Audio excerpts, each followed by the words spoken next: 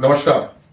आज हम पुनः एक लंबी अवधि के बाद डॉक्टर शिव कुमार तिवारी के पास आए हुए हैं और जैसा कि आप लोग को याद होगा, जबलपुर सफरनामा की शुरुआती वीडियो में डॉक्टर शिव कुमार तिवारी ने आचार्य रजनीश और हरिशंकर परसाई पर बहुत ही अंतरंग बातचीत की थी और उन्होंने बहुत ही अच्छे सुंदर ढंग से हम लोगों को इस रूप में व्याख्या की थी कि आचार्य रजनीश और हरिशंकर परसाई की समकालीनता किस प्रकार रही है और दोनों में क्या अंतर रहा है।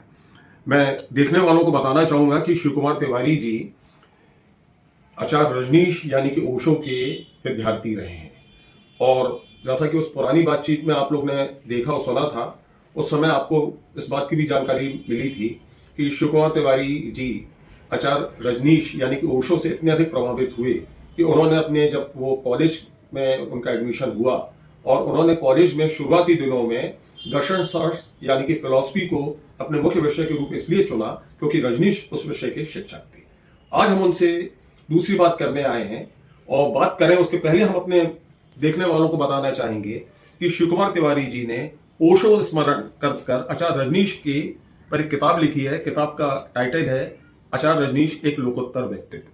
तो हमारा देखने वालों को बताने का मतलब ये है कि शिव कुमार तिवारी जी ओशो यानी कि रजनीश के अध्येता हैं और उन्होंने उनके विचारों को बहुत गहरे ढंग से समझा और व्याख्या की है। तो मैं आपका जबलपुर सफरनामा में फिर एक बार स्वागत करता हूं और हम जैसा कि जानते हैं कि 11 दिसंबर को ओशो का जन्मदिन है और हर 11 दिसंबर को ओशो का जन्मदिन मनाया जाता है, लेकिन साल दर साल उस जन्मदिन को मनाने वालों की संख्या बढ़ रही है, उसको बृहत रूप दिया जा रहा है, उसकी व्यापकता ज्यादा हो गई है। अभी जबलपुर की बात है तो जबलपुर में एक बड़ा आयोजन हो रहा है, मोरारी बापू की जो कथा हो रही है वो उसका मेन मुद्दे ही ये है कि वो ओशो के जन्मदिन पर उस राम कथा को कर रहे हैं।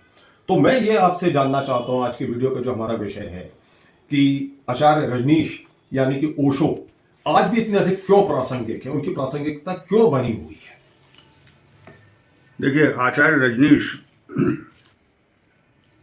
जब हमारे बीच में थे तब भी वो अग्रसोची व्यक्ति थे। माने बहुत आगे की बात सोच सकते थे वो और सोचते थे, इसलिए वो प्रासंगिक है। पहला काम तो यह है क्योंकि वो कभी पुराने नहीं होंगे। नंबर 2, एक और महत्वपूर्ण बात है, वह यह है कि ऐसा व्यक्ति जो एक विशिष्ट दिशा में सोचता है या ऐसे व्यक्ति जो कि एक विशिष्ट दिशा में सोचते हैं वो कभी अप्रासंगिक नहीं होते। और वो व्यक्ति हैं, इस प्रकार के जो विद्वान हैं, विचारक हैं या इस प्रकार इस वर्ग के लोग हैं, उन लोगों को हम ये कह सकते हैं कि वो मनुष्य मात्र के बारे में सोचते हैं। जब भी मनुष्य मात्र के बारे में जो सोचेगा तब वो अप्रासंगिक कभी हो ही नहीं सकता। अपने एक उदाहरण मैं आपको देता हूं। आज से हजारों साल पहले का हमारी भारतीय संस्कृति का ही ले ले, सर्वे भवन्तु सुखिनः सर्वे भवन्तु निरामयः। ये वाक्य आज हमको क्यों याद है? हजारों साल हो गए हैं इसको। इसलिए याद है कि इसमें सबकी बात कही गई है, सर्वे भवन्तु सुखिनः। ओशो भी उन विचारकों में से थे जो सबकी बात करते थे। अब ये आप हमसे पूछ सकते हैं कि जो भी राजनेता हैं, लेखक हैं या दूसरे लोग हैं, वो भी तो सभी की बात करते हैं, मनुष्य की बात करते हैं, लेकिन वास्तविकता ऐसा नहीं है। जो दुनिया चलती है वो एक अलग ढंग से चलती है और उसे जैसा मैंने जाना है वो कि पूरी दुनिया कुछ 2, 4, 5, 6 जितना भी चाहे आप कह लें, उतने बड़े सिविलाइजेशंस में बटी हुई है और एक सिविलाइजेशन का आदमी चूंकि दुनिया का आदमी है, करोड़ों में है, इसलिए उसकी दुनिया उतनी ही हो जाती है। अब एक सिविलाइजेशन से दूसरे सिविलाइजेशन की अगर बात जब हम करते हैं तब झंझट पैदा होती है। और ये आसान नहीं होता कि एक सिविलाइजेशन से दूसरे सिविलाइजेशन की बात हम करें। हमारे यहाँ जो जीवित सिविलाइजेशंस हैं, बहुत सी मृत भी हैं, जैसे यूरोप की थी, यूनानी सिविलाइजेशन थी, इटालवी सिविलाइजेशन थी, जिसे रोमन सिविलाइजेशन कहा जाता है। दुनिया की और जगहों पर भी इनका इत्यादि सिविलाइजेशन थी, उनकी हम बात नहीं कर रहे हैं। जो दुनिया की वर्तमान सिविलाइजेशंस हैं, उनमें कम से कम 4 को तो आप मान ही सकते हैं, जिनमें दुनिया का एक अधिकांश जनसंख्या आ जाती है। पहली सिविलाइजेशन हम अपनी खुद को ले सकते हैं, हमारी हिंदू सिविलाइजेशन है। जो बौद्ध सिविलाइजेशन जिसको बोलते हैं, वो भी इसी का एक हिस्सा है। जैन है, दूसरे लोग हैं, वो सब इनके भारतीय।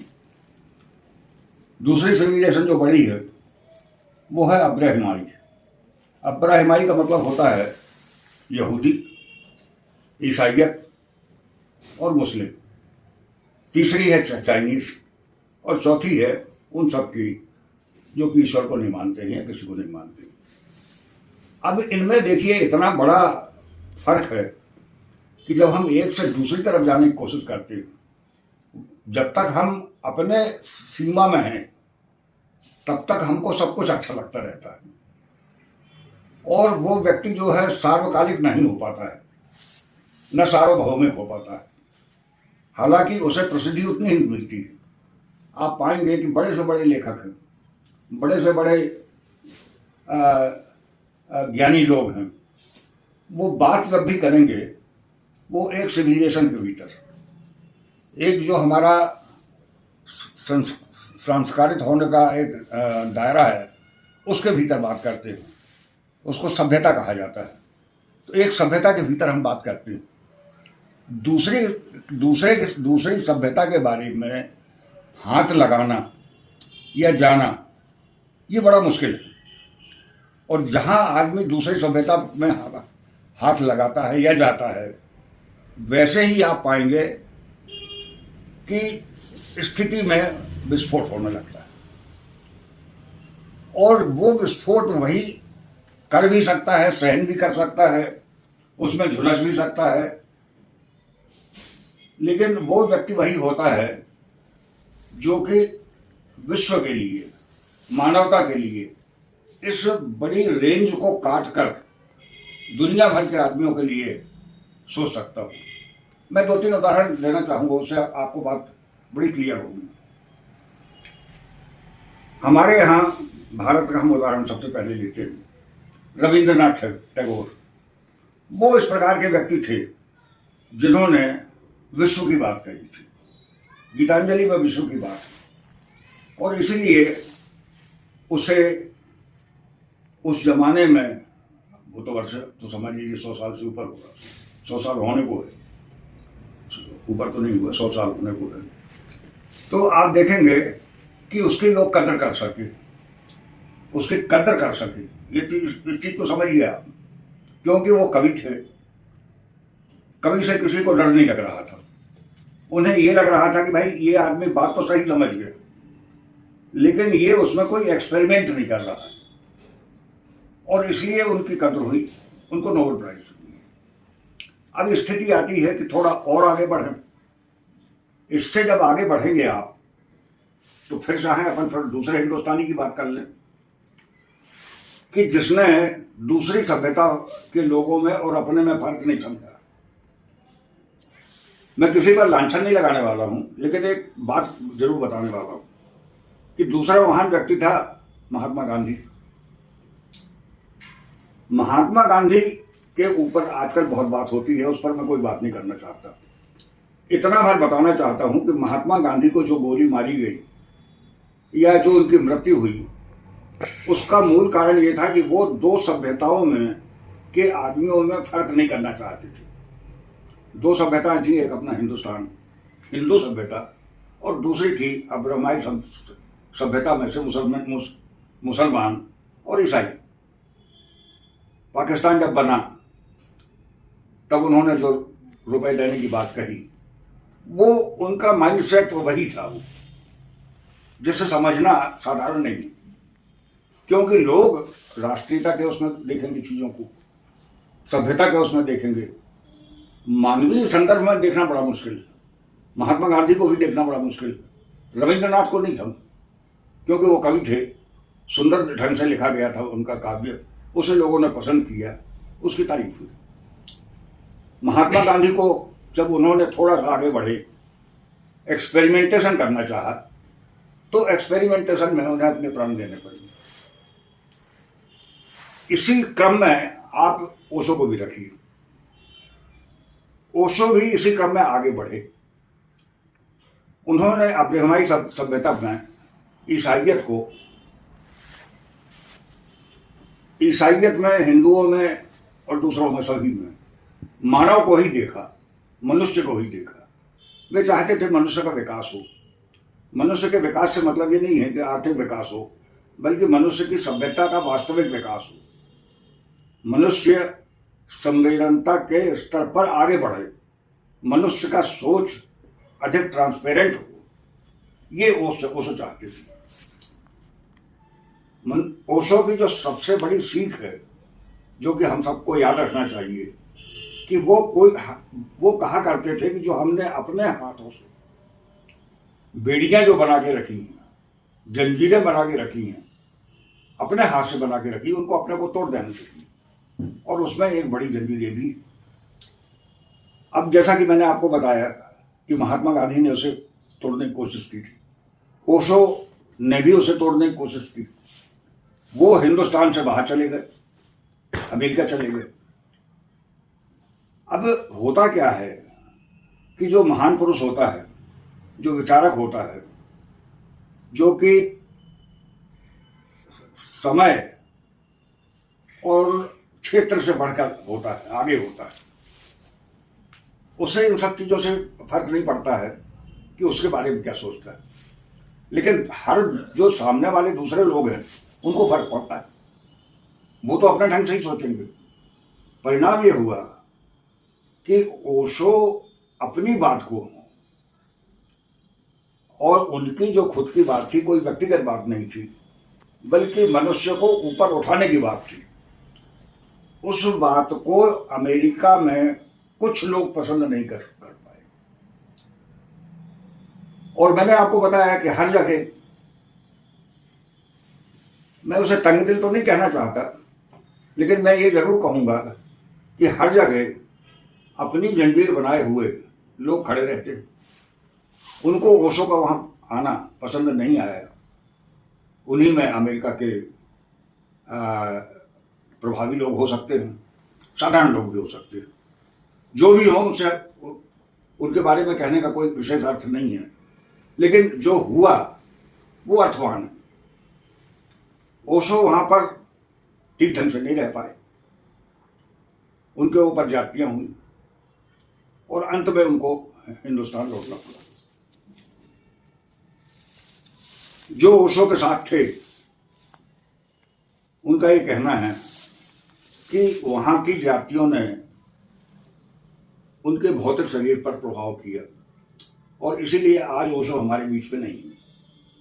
नहीं तो आज भी हिंदुस्तान में 1930-31 में पैदा हुए लोग बड़ी मात्रा में, वो भी हमारे बीच में हो सकते थे, लेकिन आज हमारे बीच में नहीं।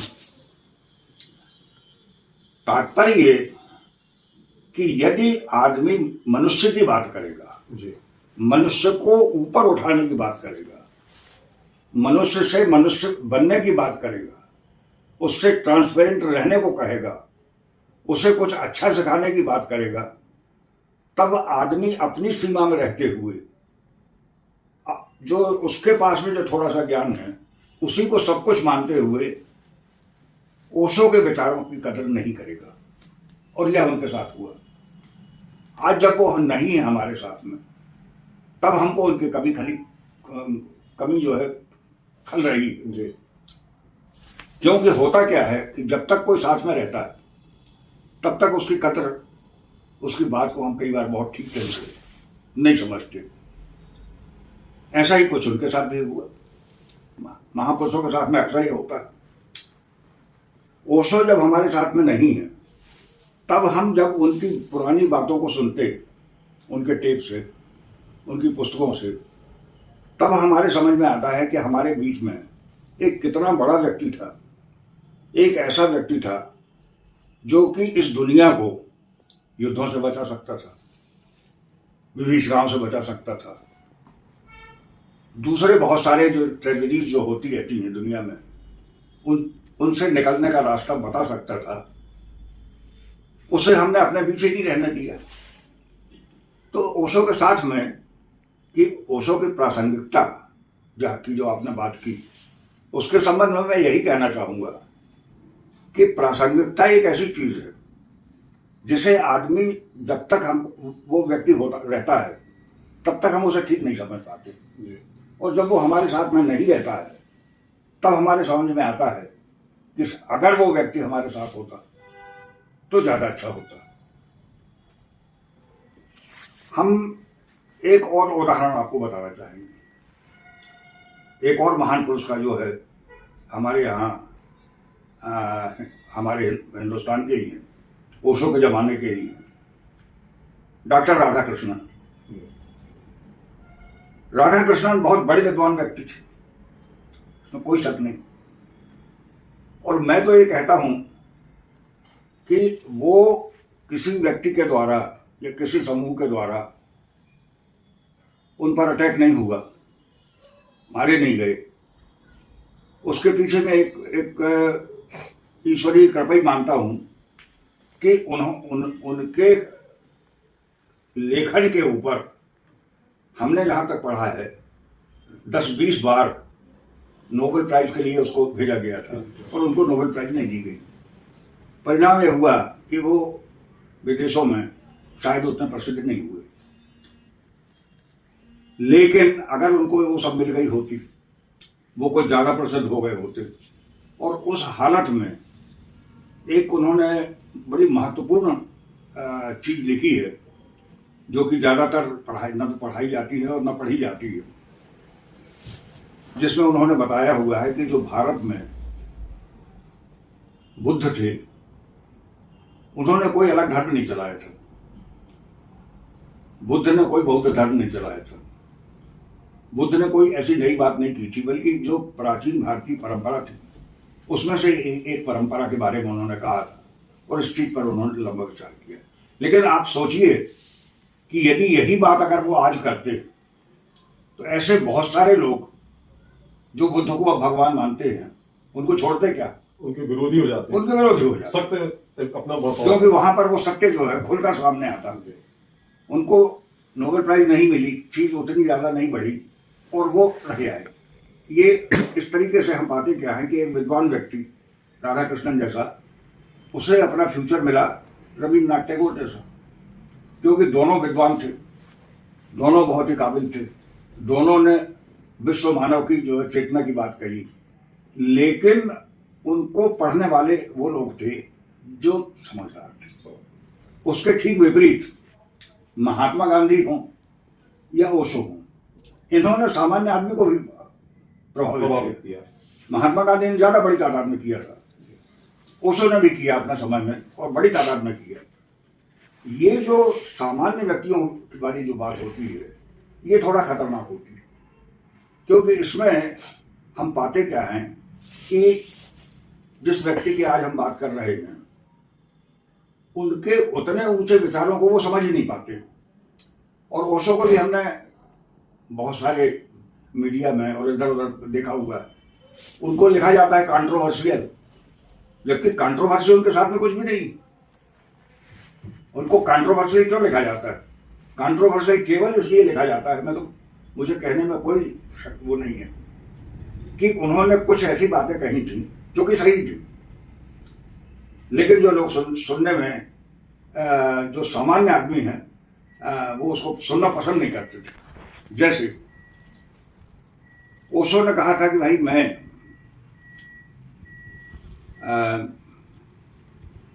कुछ लोगों से के सामने, जनता के सामने बैठकर उनसे बात करना चाहता हूँ। मैं नाम तो नहीं लेना चाहूँगा। हमारे यहाँ एक ईसाई महिला थी बंगाल में, जिन्हें पीस प्राइज भी मिली, सब जानते हैं उनका नाम, मैं नाम नहीं लेना चाहता हूँ, लेकिन उनके संबंध में ओशो ने कहा था कि वो किस तरीके से सेक्टेरियन है, किस तरीके से वो छोटी चीज़ों में घिरी हुई, मैं उनके सामने बात करना चाहता हूँ। खैर वो समझ तो दे ही नहीं सकती थी, और मेरा ख्याल है कि ओशो के सामने बात करने वाले भी कम ही लोग हो सकते थे, उन्होंने समय नहीं दिया। लेकिन उसका परिणाम क्या हुआ वो सुन लीजिए आप। उसका परिणाम ये हुआ कि भाई भारत में न सही, वो चीज़ विदेशों में भी पहुंची, और विदेशों में जो कट्टरपंथी लोग थे वो ओशो के विरोधी हो गए।